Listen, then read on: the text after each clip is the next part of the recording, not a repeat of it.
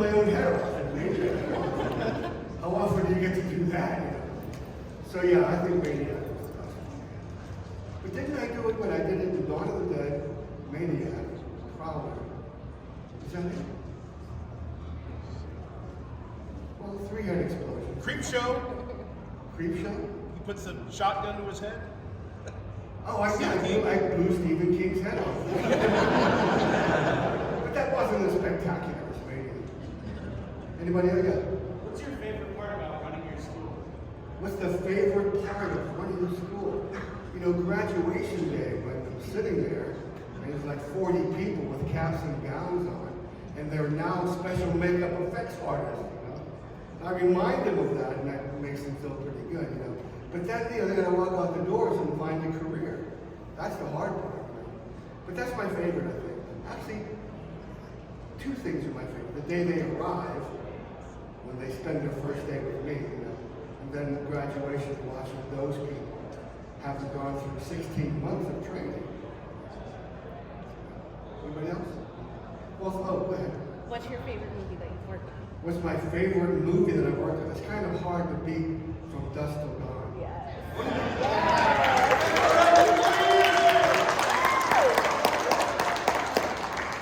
My job for 3 days was to watch Salma Hayek do the snake dance. That was my job. I got That paid for doesn't sound that. like a job. That sounds like I got fun. paid for that. Yeah, well, somebody had to do it. Yeah, over there, yeah. How much did those contact lenses hurt Jack the Ripper? The contact lenses for what? Jack the Ripper that you were in way back. Oh, you had to say the Ripper. You know, I made a promise a long time ago that if anybody said the Ripper, I would kneel down and apologize for making it. But I don't do that anymore because my friends and I sat around and we named all the shitty movies that I've been in, or I was involved in. And there were 29 of them. And we counted the good ones, and there were 33 of them. So I've done more good ones than bad ones. Anybody else? Yeah, With Robert, I can't hear you. did anything with Robert? I can't hear you. Oh, are you planning to do anything with Robert Rodriguez soon? He hasn't asked me in a while, but you know, anything can happen. I did hear from him recently. Oh, I sent him, you know the artificial intelligence photos that you can have done, Lensa. So I sent him a bunch of those, and he loved them because you know we're fans of each other. You know, so we're constantly texting. You have a question? I can't hear you. The last thing I did was the Black Phone. Anybody see the Black Phone? I did the masks in the Black Phone on Ethan Hawke. Anybody else? Yeah, right there. How was it like with Corey Taylor on that mess? I don't remember much about that. He came, we cast his head, we made the mask. But you know, he bought Famous Monsters magazine. He and Eben from Mad Monster Party conventions.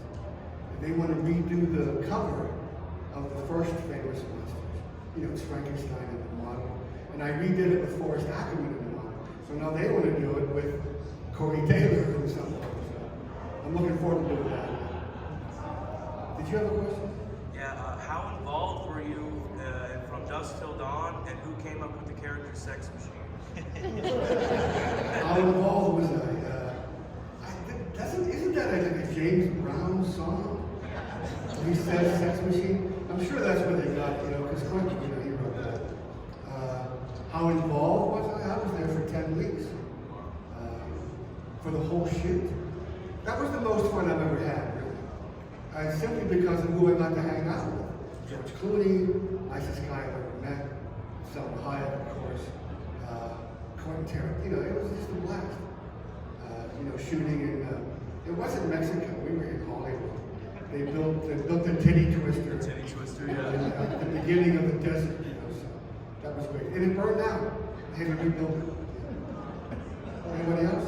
Yeah, way back there. What's your favorite monster toy in your collection? Ooh, that's Favorite monster toy in my collection? Well, you know, I do own the dip gun.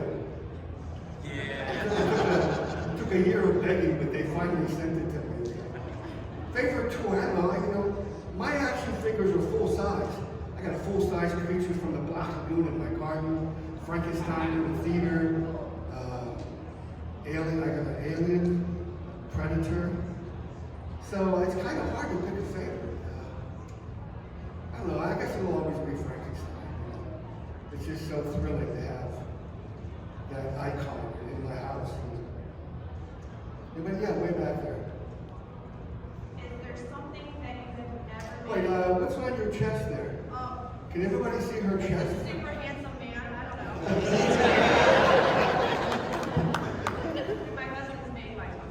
Right, right, right. Is there anything that you've not done that you always wanted to do? I've done a lot. I know. I've been around a long time. I'm I mean, 76. maybe not monsters so much. I mean, it's pretty much knocked that out of the park. Is there like some fantasy, sci-fi, Maybe redo one of those, yeah. something like that? But I don't know, you know, the first sentence in my book is, the more you do, the more you get to do. So if you're looking to be involved in movies, you know, be good at lots of things. One of those might get you in the door. And once you're in the door, that's when they notice you, and you know, if you're cool, you get. I mean, a guy came into Creep Show. He was a gopher, what they call a PA. Okay, you know, the guy that goes and buys coffee for people. Before the movie was over, he was the assistant director. So getting in the door is important because you prove yourself, and there's always room for improvement. Somebody have an idea? Dawn of the Dead is one of my favorite movies. I don't know if you talked about it yet already. What was it like to be directed by Romero, and with before Dusk Till Dawn, were you directed by Tarantino at all, or was it just Robert Rodriguez? What was it like to be directed by George Romero? I was directed by Quentin. You know, when I was at a convention once in LA, and this kid came up to me, hey, Mr. Savini, I'm a big fan. I work at a video store. I wonder if you wouldn't mind coming over there and signing some. It was Quentin Tarantino when he worked in the video store. So I went. And he's hired me 5 times since then. Okay, so. I mean, that's why I'm nice to everybody, because they grew up to be Quentin Tarantino's, you know, and Robert Rodriguez's. But working for George, you know, it was like just a bunch of kids hanging around. I would do an effect on George's set, and when it was over, I would make a cricket noise. I don't think I could do it. Anyway, if he made the same cricket noise back to me, it means he loved it, and we can move on. That's how we communicate, you know. And people are wondering, don't tell me we're doing, making cricket noise about it. But that was fun. And you know, it's like Robert Rodriguez. If you came up with an idea, yeah, go ahead and do it. Like if you've seen Dusk Till Dawn, when my fingers come up over Fred Williamson, I said, hey Robert, look at these fingers. They look like spiders. What if I did? He said, let me see it. So I did it, and he shot it 7 times. So same thing with George. He lets you improvise. You know, that's great fun. When you come up with something and you're able to do it. Yeah. You hear about Night Rider? Night Rider. Yeah. What do you want to know about Night Rider?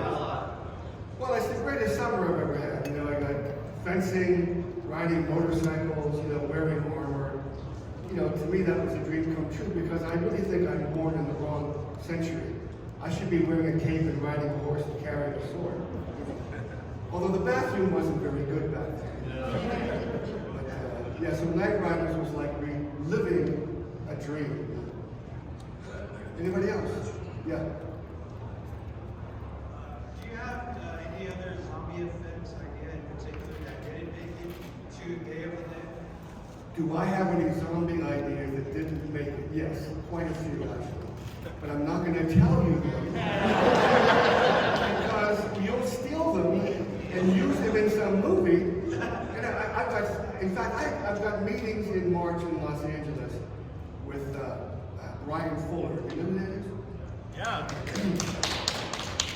I don't know if you know this, but I was at the premiere of The Black Phone in LA, and Ryan Fuller created Hannibal. He's written a Star Trek movie or 2, you know.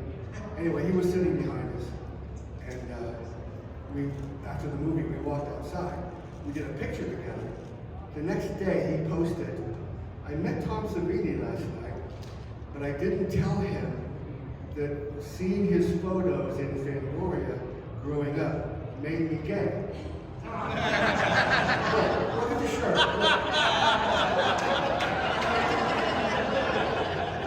Those shirts came out the next day. The next day, those shirts came out. All my straight friends want that shirt.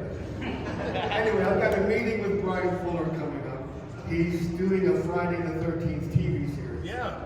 So he wants to chat with me about, I don't know, I'm kind of pitching him, maybe I should be Jason's father. He's never seen it. I wish I had a video of that so I could show him. Hey, look, they want me to be the father. You know? Any other hands? Yeah, back there. Is your number still 1-800-HITMAN? Is what? Is your number still 1-800-HITMAN? Oh, 800 Hitman. Oh, you know, once you dial that, it's a gay porno. Dial 1-800 Hitman is like a gay porno site. I didn't know that, of course, when we shot the movie. Yeah. Can you tell us more about your experience with directing the Night of the Living Dead remake? Oh, and thanks. as far as directing Tony Todd as well? The worst experience of my life, thank you. What's the second part of your question? The part of directing Tony Todd as well. Oh, well, Tony Todd. You didn't have to direct him. We were having auditions for Night of the Living Dead. Lawrence Fishburne auditioned.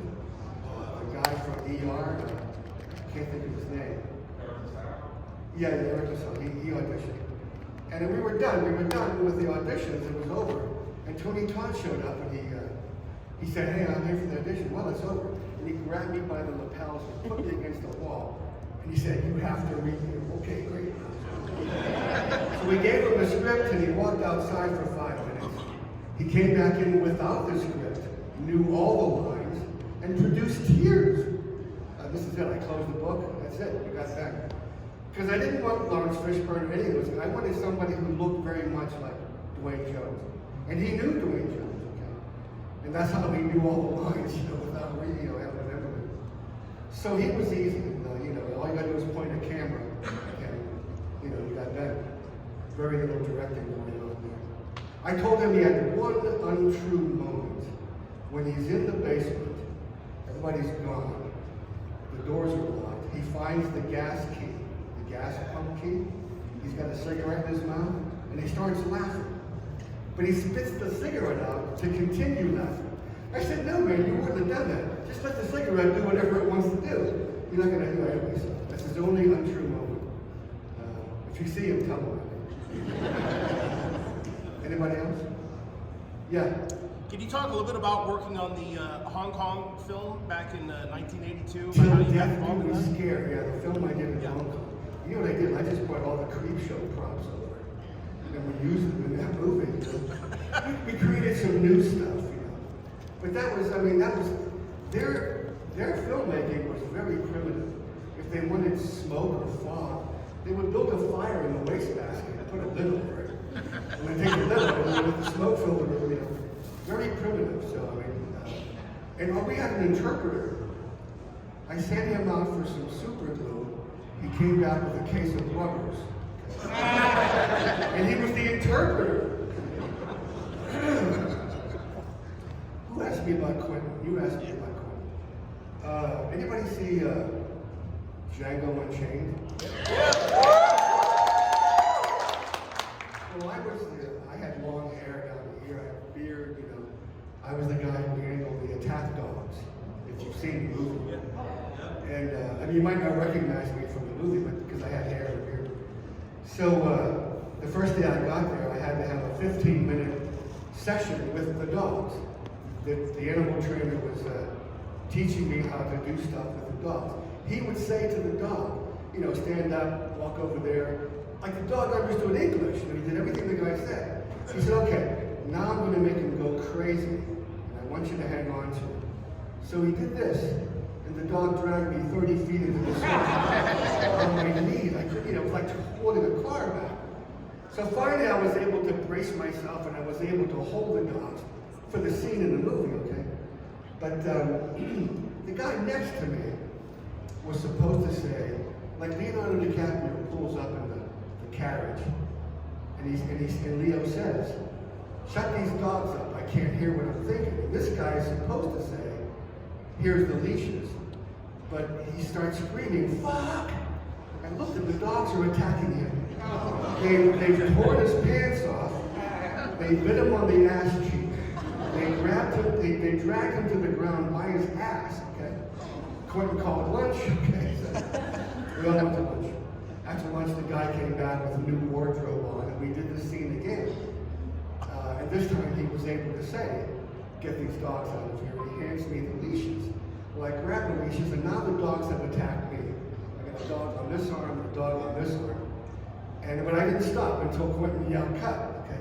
So he yells, "Cut," and the animal trainer said, "The reason you still have your arms is because the dogs are trained to attack padding, stunt padding." And I didn't have any padding on, so, but it still hurt. It wasn't their teeth, it was the strength of their jaw that hurt me. Anyway, we both won. The guy's ass looked like the planet Mars. Anyway, we both wound up going and getting tetanus shots that day. But the next day, the slave is up the tree, I've got the dogs, and he comes down, and they attach a fake arm to him, and the dogs are supposed to tear off the fake arm. The guy's real arm was behind his back. So every time we shot the scene, you could see the guy's real arm behind his back. And Quentin was getting pretty frustrated, you know. And I didn't want to say anything because this K&B, my friends, were doing the effects. You know, I'm there as an actor. I'm not going to invade the special makeup effects. But Quentin walked past me, and I said to him, "You remember in Day of the Dead when they did that effect? You know, the guy gets his arm chopped off in Day of the Dead. I said, I dug a hole under him, and his real arm goes into the hole. So you never see it. You only wear the guy's body and the fake arm." I said, "But don't say that I said anything."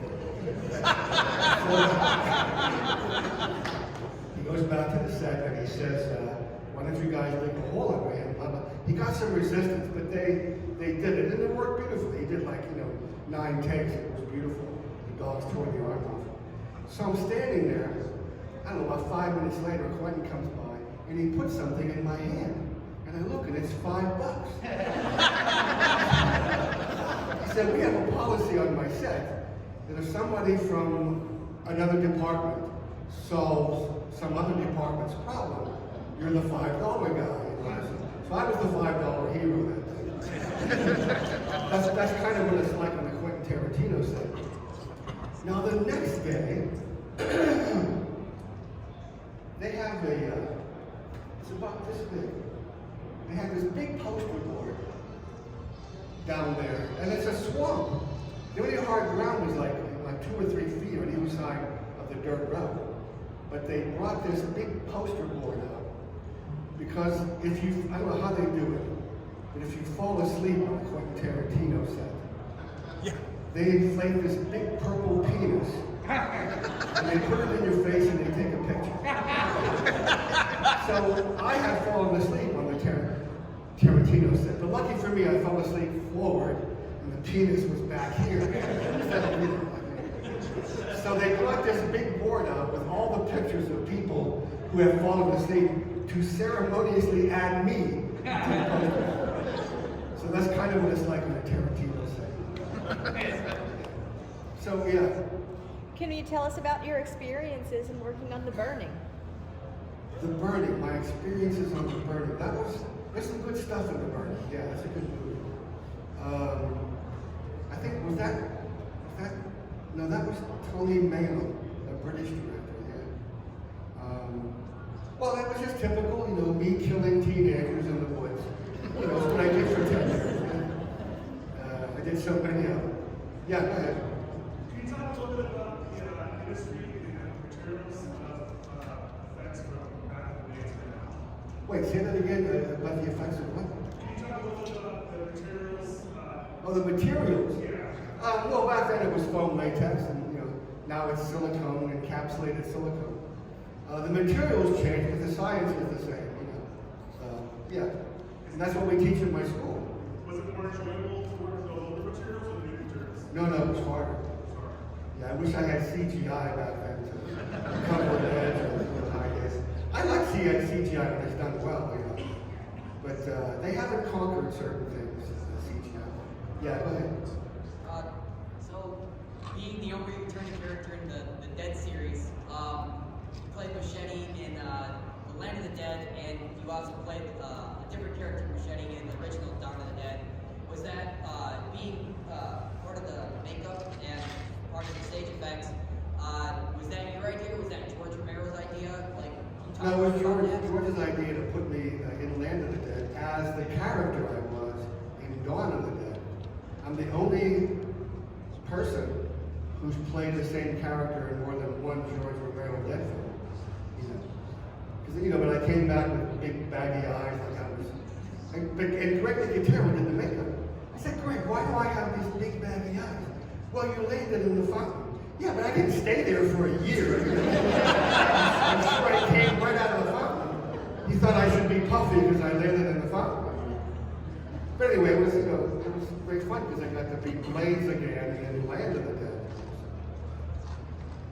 Yeah, well, I thought you raised your hand. Anybody else? Yeah. The excuse me, Creep Show 2. Were you the creep in the van? And what was the shoot like for that movie? Because that movie's so much fun. Creep Show 2. I was the creep. Yeah, that movie's so much fun. I hate putting makeup on. I hate it. But it lets me realize how I make people feel that I put makeup on. Because I hate being sticky. My nightmares are like my elbow is sticky, or I got glue under my armpits or something. I hate being sticky. So that makeup was really sticky.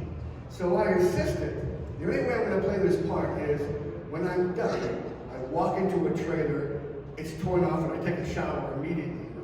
And they did that. Okay. So that was my only call about Creep Show 2, was to get that makeup off as soon as possible. I don't know, I did Creep Show 2, I don't remember that being very good. It's a lot of fun. The raft. Well, that was a big garbage bag. Yeah. Still very effective. And I made fun of it when I said, that's a garbage bag. What are you doing? They had scuba divers under it, moving it around. Is that shot? Not on my best list. Are you raising your hand yet?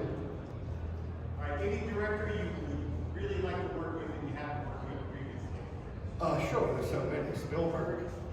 Who wouldn't want to work with Spielberg? James Cameron.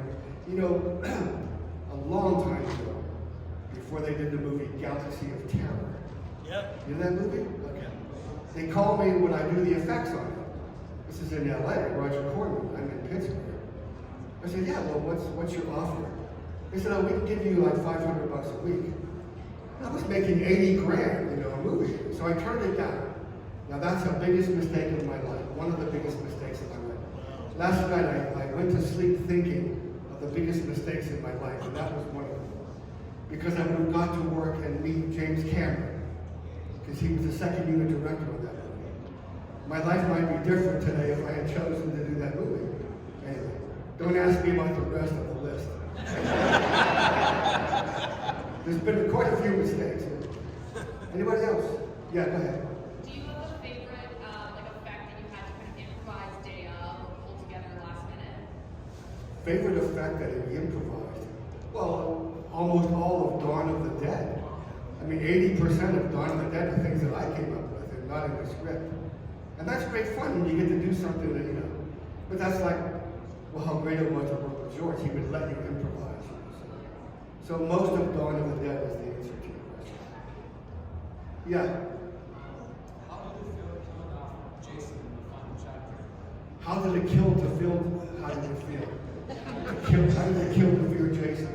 How did it feel to kill Jason? Right? Well, I created Jason. So it's like Dr. Frankenstein. I got to kill the monster that I created, So, but there was no ending in the script. There was no killing in the script. Just like in part one, there was no ending to the film.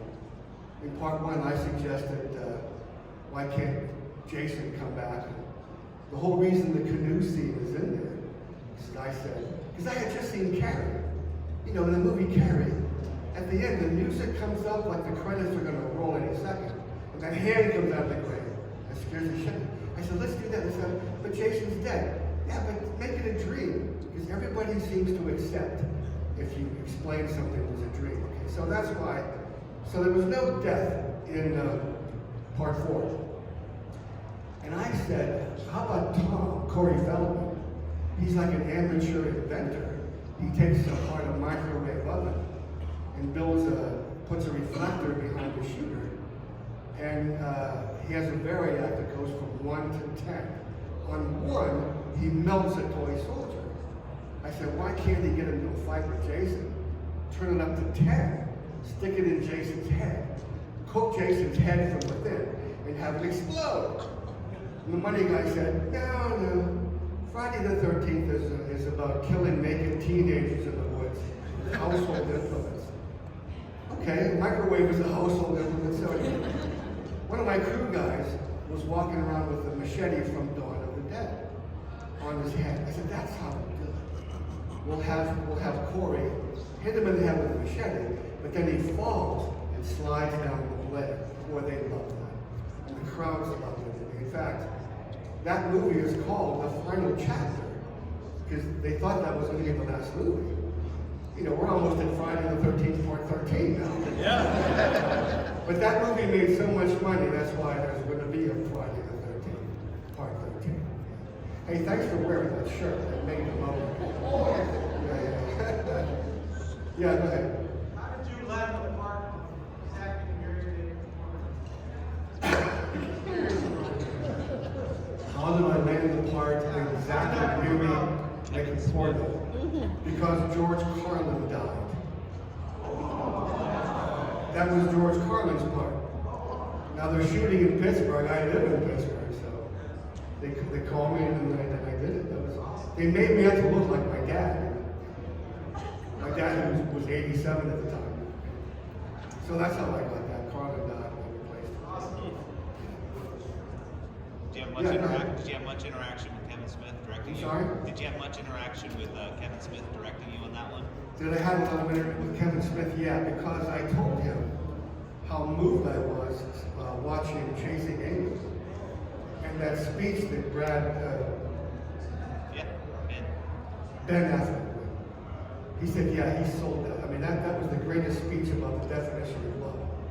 So, and Kevin wanted to be a special makeup effects guy. Directing just came out of the blue, you know. And that's the first thing he told me was I wanted to be a makeup artist. So that opened up a world of conversation. I saw a hand, yeah, go ahead. You've worked at a bunch of horror anthologies, Creepshow, Creepshow 2, Evil Eyes, Tales from the Dark Side. What is your favorite segment from those anthology movies, and do you have a favorite horror anthology film, personally, that you just enjoy to watch? Yeah, I think Creepshow is one of the best anthology films out there. Boring. What? That's boring. Who's that?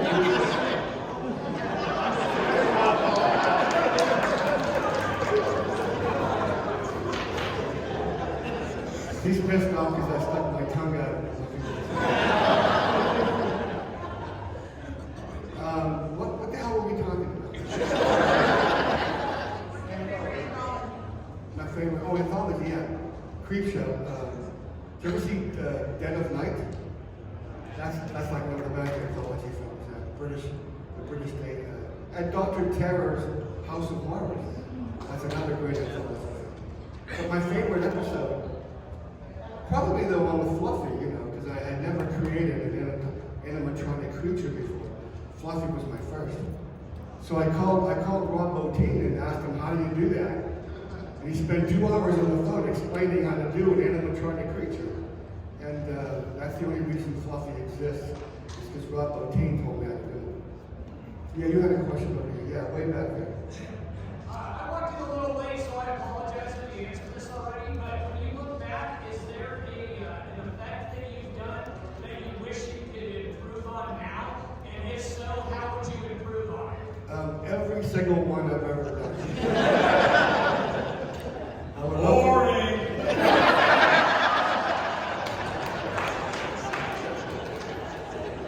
We should go on a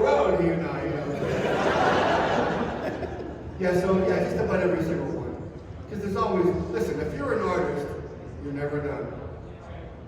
You have a deadline. Time is up. That's the only reason you're going to stop, is because time is up. A real artist will continue to change and work, forever. Unfortunately, in this business, there's a deadline. Were you raising your hand? No. Okay. Go ahead. The effects in Dusk Till Dawn are phenomenal. The practical effects, the rubbery arm when the vampires are holding them, even when they change completely, they're so terrifying. Your company, were you working on that as well? Which effect in Dusk Till Dawn? Like the blood and the rubbery, like one part where the vampire actually picks up someone's arm or something like that. Well, I didn't do any of that stuff. People think that I did the makeup effects from Dusk Till Dawn. I was just an actor in that. In fact, when Fred Williamson picks up all the girls and throws them on the table leg, I said to Greg, I said, shouldn't there be blood on the leg? No, shut the fuck up. Okay. Which is why I never intruded on him, doing makeup effects. Yeah, go ahead. Is there a horror movie from recent years that you consider truly frightening?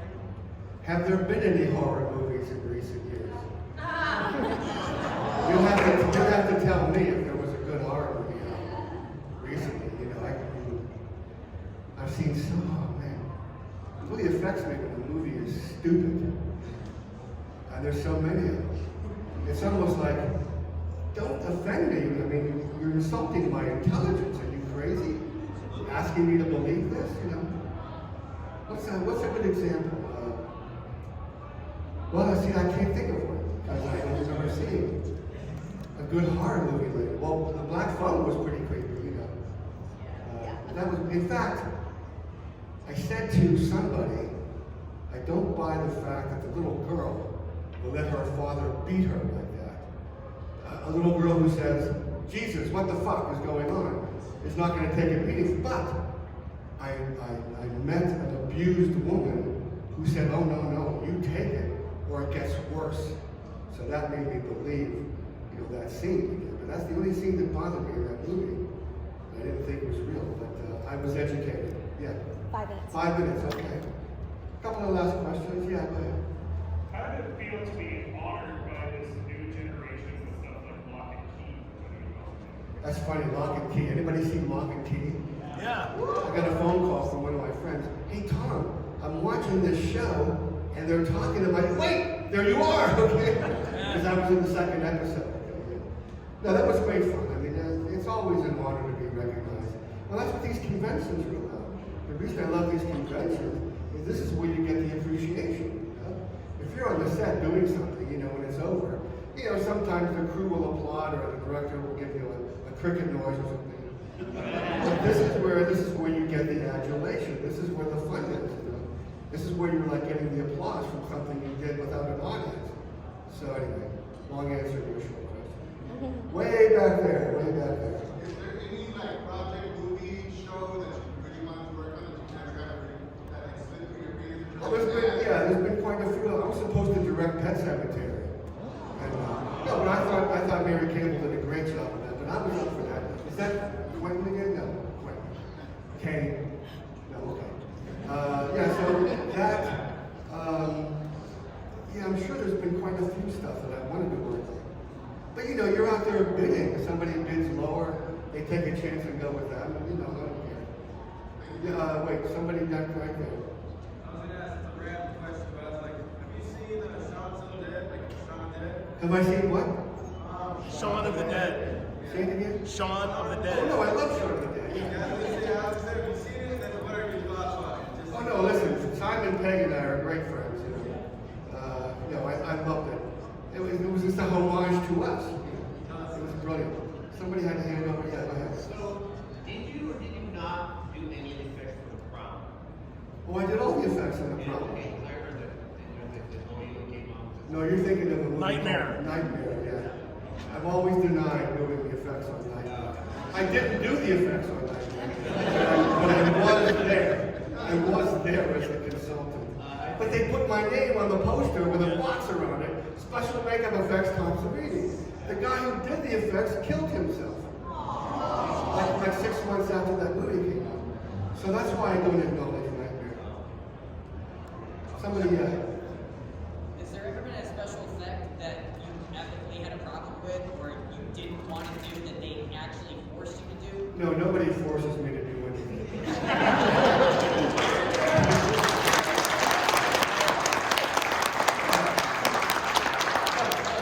On Creepshow, everything I've ever done has worked because you've got take 2, take 3, you keep doing it until it works. But on Creepshow, on the Stephen King episode, nothing we tried with him worked. I had a hand at glue plants, couldn't get it to work. We couldn't get the green lenses in his eyes because his reflexes were too tight. That didn't work. I had a tongue with the glue plants, and I wanted to impress this guy. You know, it's Stephen King, but nothing we tried. So that's the only movie where my stuff didn't work, and that was on Stephen King and Creepshow. I'm sure you got time for another one yet. This one's a little bit more personal. I can't hear you. This one's a little bit more personal. Personal question. You have to ask permission. What was one of the last things George Romero told you that really stuck with you before his passing? The last thing that well, he looked at me. He was accepting an award in Pittsburgh, and he couldn't climb the steps because of how bad his health was, you know. And he looked really bad. I was sitting with Greg Nicotero, like right here. I was sitting with Greg Nicotero, and Greg saw me start to cry a little bit. And he grabbed my leg, you know, and he was kind of upset the way George looked. And George looked right at me, and he said, "We're going to be doing this in 20 years, right, Tom?" So my expression was one of utter sadness, but trying to be cheerful for him, you know. So, and he died like a month later, I think, right, Marty? Yeah, Marty was there. Yeah. Anyway, so yeah, it was something, you know. But I was at a convention with George, and they were selling dolls of him. I bought 3 of them. So we were going to a panel, and I said, "George, if this was 1970, what would you think that if somebody told you, hey, you're going into a big arena where somebody is selling dolls of you?" You know, he laughed his ass off. You know, because that would have never happened. All right, okay, we got to wrap it up. One question. Nobody? Yeah, go ahead. Second area of the quarter, how'd you run your that? I can't understand a word you're saying. Zach and Mary make a porno. How did you manage that? Oh, okay, somebody else died. Zach and Mary make a porno. No, that was George Carlin died. I'm thinking of, oh God, what is it? Talk about the storage unit. That's right, I got that part because George Carlin had died. But I did another movie. I'm trying to think of it. Give me a second to clear my head here. That was where I played the guy who owned the storage unit. Oh, the other one was I was the photographer in a John Landis movie. Marty, help me out. John Landis. Innocent Blood. Anybody ever see Innocent Blood? Okay. I was the photographer because I don't know, Dario Argento or somebody couldn't show up. Okay. So that was a bad last question. What's the next one? It was bad because of me, not because of him. One last question, quick. Yeah. No? Okay, yes, way back there.